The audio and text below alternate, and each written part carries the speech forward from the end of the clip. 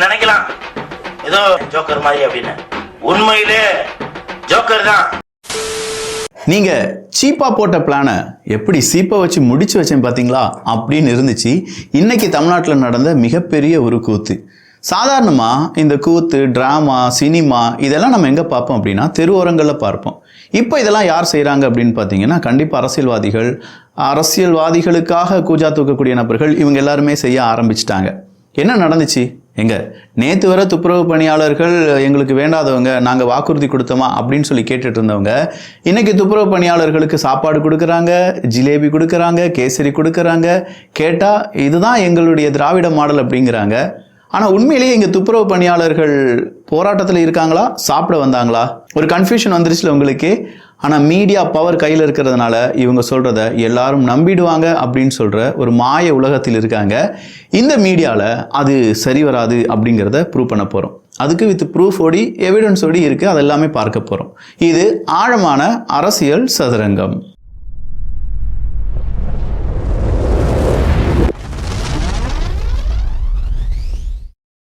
சீப்பா போட்ட பிளான் என்ன? துப்புரவு பணியாளர்களுக்கு நிரந்தர பணி அப்படிங்கிறது கொடுக்க முடியாது. அதற்கு பதிலாக நம்ம சொன்ன அந்த ராம்கியா அவங்களுடைய அந்த கம்பெனியில் போய் இவங்க எல்லாரும் சேரணும். ஏன்னா நாங்கள் டெண்டர் கொடுத்துட்டோம், வருஷம் அவங்க தான் இனிமேல் உங்களுக்கு சம்பளம் கொடுப்பாங்க, அவங்க சொல்கிற வேலையை தான் நீங்கள் செய்யணும். இதை தான் சீப்பா போட்ட பிளான் அப்படின்னு சொல்லலாம்.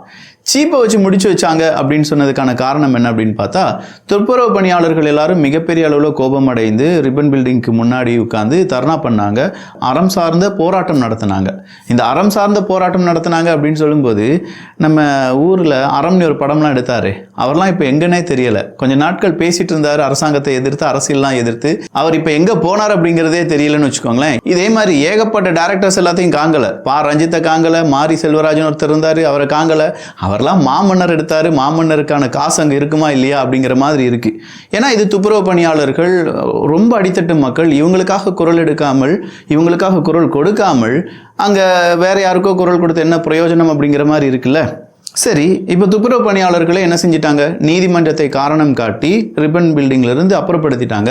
அப்புறப்படுத்துறதுலாம் சாதாரணமாக பண்ணலை. அவங்க என்ன செஞ்சாங்கன்னா அரெஸ்ட் பண்ணாங்க. நிறைய பேர் அடித்து வேனுக்குள்ளே ஏற்றி அந்த வீடியோலாம் நீங்கள் பார்த்துருப்பீங்க. ஸோ இந்த மாதிரியான விஷயங்கள் நடந்த அடுத்த நாள் மார்னிங் அடுத்த துப்புரவு பணியாளர்கள் வெளியில் ரெடியாக இருக்காங்க. எல்லாரும் யூனிஃபார்ம் போட்டிருக்காங்க, சூப்பராக இருக்காங்க. அப்படி இருக்கக்கூடிய அந்த துப்புரவு பணியாளர்கள் நன்றி நன்றி நன்றி, ஸ்டாலின் அவர்களுக்கு நன்றி, எங்களுக்கு இந்த வேலையை ஏற்படுத்தி கொடுத்ததற்கு நன்றி. ராம்கி நிறுவனம், ஐயோ எவ்வளோ பெரிய நிறுவனம், அந்த நிறுவனத்தில் நான்லாம் வேலை செய்வேன்னு எதிர்பார்க்க கூட பார்க்கலங்க. என்னுடைய ட்ரீம், அதெல்லாம் என்னுடைய வாழ்நாள் ட்ரீமாக இருந்துச்சு. அந்த ஒரு நிறுவனத்தில் எங்களுக்கு வேலை வாங்கி கொடுத்த அரசாங்கத்துக்கு நன்றி அப்படின்னு சொல்கிற அளவுக்கு ஒரு பெரும் கூட்டம்.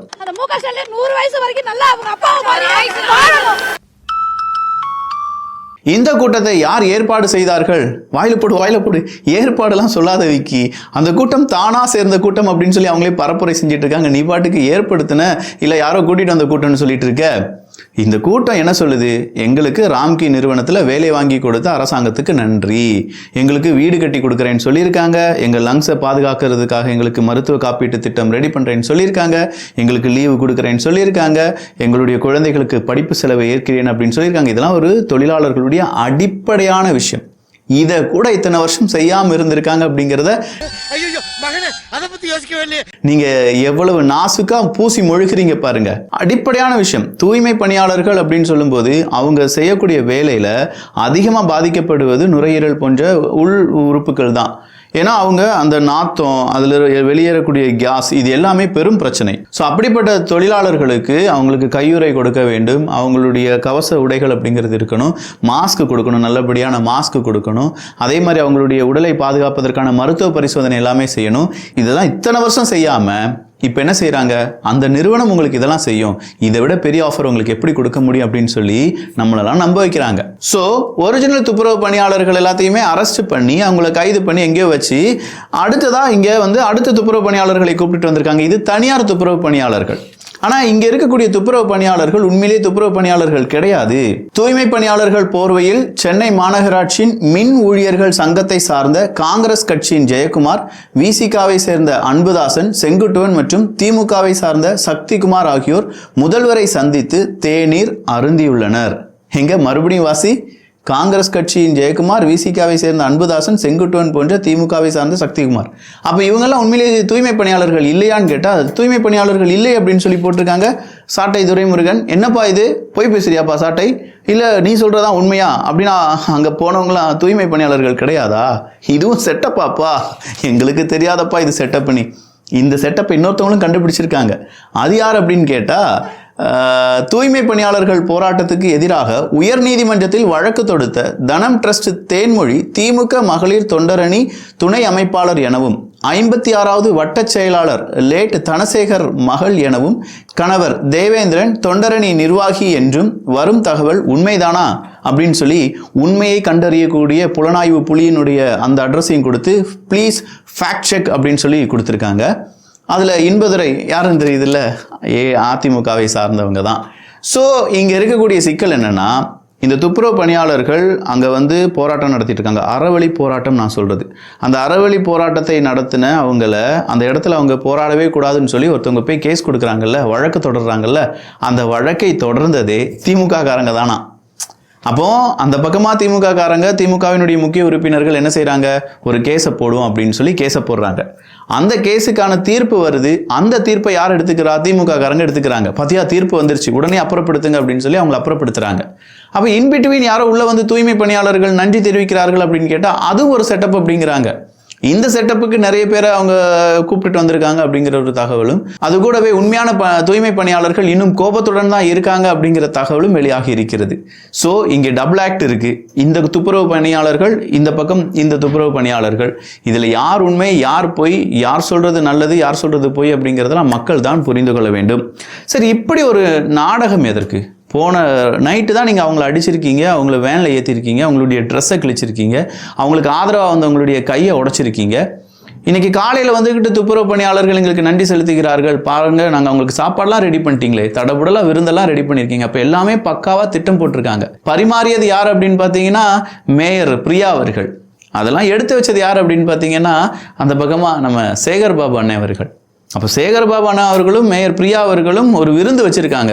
உண்மையிலேயே சேகர் பாபு அவர்கள் என்ன நினைக்கிறாரு, நாம் துப்புரவு பணியாளர்களிடம் கொஞ்சம் கோபமாக பேசிட்டோம், ஊடகத்திடமும் கொஞ்சம் கோபமாக பேசிட்டோம், வாக்குறுதி நாங்கள் கொடுத்தோமா, அவர் கொடுக்கலையே அப்படிலாம் சொல்லிட்டோம். மக்கள் கண்டுபிடிச்சிட்டாங்க. மக்கள் கண்டுபிடிச்சிட்டாங்கன்னா அடுத்ததான் நம்மகிட்ட இருக்கக்கூடிய ஒரே ஒரு விக்டிம் கார்டு என்ன, அது சாப்பாடு தான். மக்கள் சாப்பாடுனா கொஞ்சம் ஓசி பஸ்ஸுன்னு சொன்னால் அது விவகாரமாக ஆயிரும். சாப்பாடு போட்டு அவங்கள சரிப்படுத்திடலாம் அப்படின்னு சொல்லி ஒரு விருந்தை போடுறதுக்கு ட்ரை பண்ணி ஒரு விருந்தையும் போட்டுட்டாங்க. உண்மையிலே மக்கள் இதெல்லாம் நம்பிட்டோம் அப்படின்னு வச்சுக்கோங்களேன், நம்மளை விட பெரிய இலி வாய்ச்சவன்கள் அப்படிங்கிறவங்க யாருமே இருக்க மாட்டாங்க. அதனால் இதை நம்புறதும் நம்பாததும் உங்களுடைய பொறுப்பு. ஆனால் உண்மையிலேயே துப்புரவு பணியாளர்களுக்கு இங்கே நீதி கிடைச்சிருச்சான்னு கேட்டால் as per this discussion and the drama தூய்மை பணியாளர்களுக்கு நீதி கிடைச்சிருச்சு. as per the real scenario தூய்மை பணியாளர்களுக்கு இன்னும் நீதி கிடைக்கவில்லை. அவ்வளோதான், அம்புட்டு தான். ஐயோ, இதை நான் சொல்லலை, அன்புமணி ராமதாஸ் அவர்கள் சொல்லியிருக்காங்க. புளித்து போன நாடகத்தை இன்று திமுக அரங்கேற்றி இருக்கிறது அப்படின்னு சொல்லி அன்புமணி ராமதாஸ் அவர்கள் காட்டமா அவருடைய பதிவு செய்திருக்கிறார். இதை விட ஒரு படி மேலே போய் திருமாவளவன் அவர்கள் மீது நிறைய பேர் நம்பிக்கை வச்சுருந்துருப்பாங்க. ஏகப்பட்ட பேர் அவர் தான் அடுத்த தலைவர், அவர் அம்பேத்கர்னுடைய அடுத்த உருவம் அப்படிலாம் சொல்லி கூட புகழ்ந்திருப்பாங்க. ஆனால் திருமாவளவன் அவர்கள் அந்த அளவுக்கு கிளாஸான்னு கேட்டால் இல்லை. அந்த அளவுக்கு, அதாவது அம்பேத்கர் அவர்களுக்கோ இல்லாட்டி அங்கே பட்டியலினத்தை சார்ந்தவங்களுக்கு குரல் கொடுப்பார் அப்படிங்கிற அந்த நம்பிக்கையில் இருக்கக்கூடிய அந்த நபர் திருமாவளவன் அவர்கள் இல்லை அப்படிங்கிறத இன்னைக்கு ஒரு பேட்டி நமக்கு உணர்த்தியது. அவர் என்ன தெரியுமா சொல்கிறாரு, அதிமுகவில் இதை விட கூடுதலான நபர்களை தனியார் மையத்துக்கு மாற்றினாங்க, அப்போ அதுக்கு நீங்கள் என்ன பதில் சொல்ல போகிறீங்க அப்படின்னு சொல்லி கேட்குறாரு. ஏய், நாங்கள் ஏயா செத்த வீட்டில் போய் மறுபடியும் ஒரு பணத்தை சாகடிக்கணும் அப்படின்னா தான் நான் அழுவேன்னு சொல்லணும்? ஆல்ரெடி அங்கே ஒரு ஆள் செத்து கிடக்குறாங்க, அழுக போகிறோம். இல்லை நீ அழக்கூடாது, அது போன ஆட்சியில் நடந்த சாவு, எங்கள் ஆட்சியில் ஒரு சாவு விழுந்தாதான் நீ அழ வேண்டும் அப்படின்னு சொல்கிறது எந்த விதத்தில் நியாயம்? அதிமுக பீரியடில் ப்ரைவேட்டைசேஷன் அப்படிங்கிறத எதிர்த்து நீங்கள் எல்லாம் குரல் கொடுத்தீங்க, அவங்க அதை ப்ரைவேட்டைசேஷன் பண்ணிட்டாங்க. இப்போ திமுக ஆட்சியிலும் அதே ப்ரைவேட்டைசேஷன் அப்படிங்கிறத நீங்கள் பண்ணுறீங்க, அதை எதிர்த்து மக்கள் குரல் கொடுக்குறாங்க. உங்கள் மக்கள் குரல் கொடுக்குறாங்க அஸ்பர் உங்கள் லாங்குவேஜில். ஏன்னா நீங்கள் தானே சொல்லுவீங்க என் மக்கள் அப்படின்னு சொல்லி. நாங்க சொல்றோம், நாங்கெல்லாம் மக்கள் அப்படின்னு சொல்றாங்க. நீங்க தான் அதை பிரித்து பார்ப்பீர்கள். என் மக்களுக்காக நான் குரல் கொடுப்பேன், நான் தான் குரல் கொடுத்தாங்கன்னு வேற யாருமே இல்லையே, ஐயோ ஐயோன்னு சொல்லிட்டு இருப்பீங்களே. இன்னைக்கு அந்த மக்கள் அவங்களுடைய அந்த குரல் எல்லாமே ஒடுக்கப்பட்டிருக்கிறது. குரல் எதுவுமே வெளியில வராமல் இருக்க அவங்க அப்படியே அமுக்கி வைக்கப்படுகிறார்கள், அழுது கொண்டிருக்கிறார்கள். அந்த மக்களுக்கு எதிராக நீங்க என்ன பேசியிருக்கீங்கன்னு தெரியுதா? அந்த டைம்ல பிரைவேடைசேஷன் ஆக்குனாங்க, நீங்க எதுவும் கேட்கல. இந்த டைம்ல பிரைவேடைசேஷன் ஆக்குறீங்க, உங்களுடைய நோக்கம் என்ன? அவர் கேட்கிறார், ஐயோ உங்களுடைய நோக்கம் திமுகவினுடைய கூட்டணியை உடைப்பது அப்படிங்கிறார். எரிச்சல் வருது, கெட்ட வாரத்தில் திட்டி போய் அது துப்புரவு பணியாளர்களை அவங்களுக்கு கொடுக்கப்பட்ட இந்த போராட்டம் இல்லை அவங்க சொன்ன விஷயங்கள் இது அரசியலாக்குவது மகா தவறு அப்படிங்கிறார். இல்லை எனக்கு புரியலை, எதை தான் அரசியலாக்கக்கூடாது? ஒரு ஆட்சி காலத்தில் என்ன நடந்தாலும் அரசியலாக்குவீங்க, போன அரசியல் செய்வீங்க, ஊழல் அரசியல் செய்வீங்க, டிராமா அரசியல் செய்வீங்க, மூஞ்சில் மாஸ்கெல்லாம் போட்டுட்டு அது ஒரு அரசியல் செய்வீங்க. நீங்கள் செய்கிறதெல்லாம் அரசியல் செஞ்சுக்கிட்டு இப்போ நாம் ஏதாவது பேசிட்டா அதெல்லாம் வச்சு நீ அரசியல் பண்ணக்கூடாது, அதெல்லாம் பண்ணக்கூடாது. ஜெயராஜ் ஃபெனிக்ஸுக்கு அரசியல் பண்ணலாம், அஜித்குமாருக்கு அரசியல் பண்ணக்கூடாது, அனிதாவுக்கு அரசியல் பண்ணலாம். அதன் பிறகு ஒரு 20-22 நீட்டு மரணங்கள் ஏதோ நடந்த மாதிரி சொல்கிறாங்க, அதுக்கெல்லாம் அரசியல் பண்ணக்கூடாது. அப்போ நாங்கள் என்னடா செய்யணும்? நாங்கள் என்ன செய்யணும்? ஒட்டு மொத்தமாக வாயை மூடிட்டு நீங்கள் சொல்கிறதுக்கு ஆமாம் சாமி அப்படின்னு சொல்லணும். நீங்கள் அரசியல்னு சொன்னால் ஆமாம் அரசியல்னு சொல்லணும். நீங்கள் போராட்டம் அப்படின்னு சொன்னால் நாங்களும் போராட்டம் அப்படின்னு சொல்லணும். இங்கே போராடக்கூடாது அப்படின்னா நாங்கள் போராடாமல் இருக்க வேண்டும். இங்கே நீதி கிடைத்து விட்டது அப்படின்னு சொன்னால் நாங்கள் நம்பணும். அவங்க சாப்பிட்டுட்டாங்க அப்படின்னு சொன்னால் நாங்களும் சாப்பிட்டதா நினச்சிக்கணும். அவங்க வயிறு நிரம்பி ஏப்பம் விடுறாங்க அப்படின்னு சொன்னால் நாங்களும் திரும்ப ஏப்பம் விடணும். அப்போ நீங்கள் சொல்கிறத மட்டுமே நாங்கள் நம்பி நாங்கள் அரசியல் செய்யக்கூடாதுன்னா நாங்களாம் எண்ணத்துக்கு? எங்கள் சாப்பாட்டையும் எங்கள் பணத்தையும் வாங்கி நீங்கள் நல்லா சாப்பிடுங்க, நல்லா வாழ்ந்துட்டு போங்க அப்படின்னு சொல்லி நாங்கள் பாட்டுக்கு சன்னியாசியாக போயிடுறோம். எங்களுக்கு அரசியல் வேணாம், எங்களுக்கு பதவி வேண்டாம். இப்போ சொல்லுங்கள் பாப்பா, யாரெல்லாம் இவ்வளோ நாள் பெரிய அளவில் பேசின திமுகக்கு ஆதரவாகவோ ஆளுங்கட்சிக்கு ஆதரவாக பேசினவங்க இன்னைக்கு தூய்மை பணியாளர்கள் ராம்கே அப்படிங்கிற ஒரு நிறுவனம் வேர்ல்டு பேங்கால் அவங்களுடைய பல ப்ராஜெக்ட்ஸ் எடுத்து அதில் ஃபெயிலியரான அந்த ராம்கே அப்படிங்கிற அந்த நிறுவனத்தை பார் பண்ணியிருக்காங்க. ராம்கே நிறுவனம் வேர்ல்டு பேங்கால் பார் செய்யப்பட்டது. ஏகப்பட்ட ஊழல் பிரச்சனைகள் அப்படிங்கிறதுலாம் அதுக்குள்ள இருக்கு. நிறைய தடவை அந்த நிறுவனத்துக்கு எதிராக தமிழ்நாடு அரசாங்கமே பல அபராதங்களை விதித்திருக்கிறார்கள். அப்படி என்ன அவசரம் அந்த நிறுவனத்துக்கு தான் இந்த ப்ராஜெக்டை கொடுக்கணும் அப்படிங்கிறதுல? அதில் மக்களுக்கு வீடு கட்டி கொடுக்க போறாங்களாம், அதில் எல்லாமே நல்லதாக நடக்குமா? செம்மையப்பா, எவ்வளோ பெரிய ட்ராமாவை நம்ம முன்னாடி அரங்கேற்றி விட்டு நாங்கள் பார்த்தீங்களா தூய்மை பணியாளர்கள்லாம் சந்தோஷமாக இருக்காங்க. புரிஞ்சுக்கோங்க, இதுலேயே இவ்வளோ ட்ராமா பண்ணுறாங்களே, இதில் எவ்வளவு ட்ராமா, எவ்வளவு நம்மளை நம்ப வைப்பதற்காக போஸ்டர்ஸ் வீடியோஸ் இதெல்லாம் பரப்பி விட்டுருப்பாங்க. கொஞ்சமாக யோசிச்சா தெரியும். அட்லீஸ்ட் 1% யோசிச்சு பாருங்களேன். நேற்று நைட்டு அடித்து காவல்துறை அதிகாரிகள் எங்களுடைய கையை உடைச்சிட்டாங்க அப்படிங்கிற ஒரு செய்தி, அந்த வலியினுடைய வடு மாறுறதுக்கு முன்னாடி தூய்மை பணியாளர்கள் எல்லாரும் சேர்ந்து முதலமைச்சருக்கு நன்றி தெரிவித்தார்கள், நாங்கள் விருந்து கொடுத்தோம் அப்படின்னு சொல்கிறீங்களே. நேற்று அடித்தவனே இன்னைக்கு விருந்து கொடுத்து சமாதானப்படுத்துவீங்களா? உங்கள் வீட்டில் இப்படி தான் நடக்குமா? நல்லா சப்புன்னு 4 வீக்கிட்டு கையெல்லாம் உடச்சி போட்டு கழுகுற கையால் சாப்பிடுவோம், சாப்பிட்ற கையால் கழுகுன்னு வச்சுக்கிட்டு நாங்கள் மறுபடியும் சாப்பாடு கொடுத்துட்டோம் அப்படின்னு சொன்னால் எல்லாம் சரியாயிடுச்சா? அவங்களுடைய வலி வேதனைகள், அவங்களுக்கு நிரந்தர பணி, ஊதியம், அரசாங்க வேலைவாய்ப்பு இது எல்லாமே நீங்கள் கொடுத்துட்டீங்களா? செம்மையாக இருந்துச்சு இந்த நாடகம்.